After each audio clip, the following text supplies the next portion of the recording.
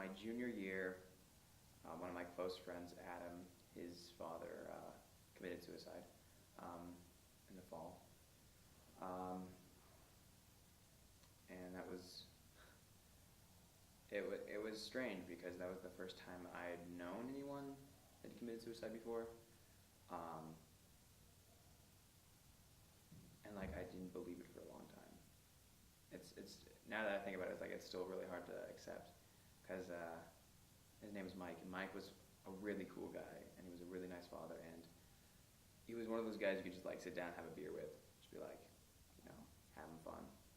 And I'm not sure the exact reasons. I think he and his wife were having some difficulties, and I think she's definitely about a divorce. And it's one of those things where you just you don't know, because his facade was so well kept, and you can't. No one really knew what he was really feeling. So he was a happy-go-lucky guy on the surface, but he could have had a lot of demons inside. And dealing with that was still really hard. And that was my second or third funeral I've gone to in my life. And I went to his wake, and as soon as I saw the body, I burst. I couldn't hold it. I bawled. And my parents are never ones that were like, you know, when an animal or someone would die, they would make up some sort of story to like cover death. They've always been very realistic with me about death, and so that was I really am grateful for that, because it's easier to accept, but it's also harder to accept because you don't have that crutch. And wherever he is, if he's in heaven or reincarnated or whatever, it doesn't matter. He's just in the ground. I'm glad that he's free from his demons, but I'm also angry that he chose a selfish way of doing it.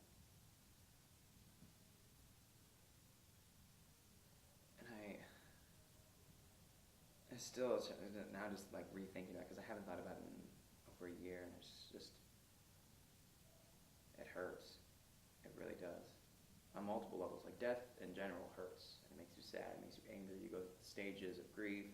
But with like suicide, you're in that anger stage for so much more. It takes a lot longer to accept it.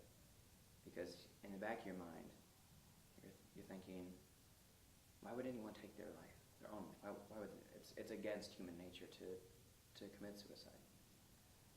And then your logical side meets your emotional side, and you're like, well, there's so much more. And there's that struggle, and you get angry over it because you want to be logical about it. But it's way harder than normal, like a normal natural death, because you have to deal with that extended anger stage.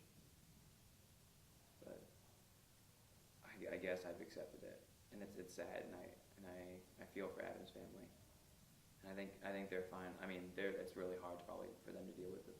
I think they dealt with it more like better than I did. So,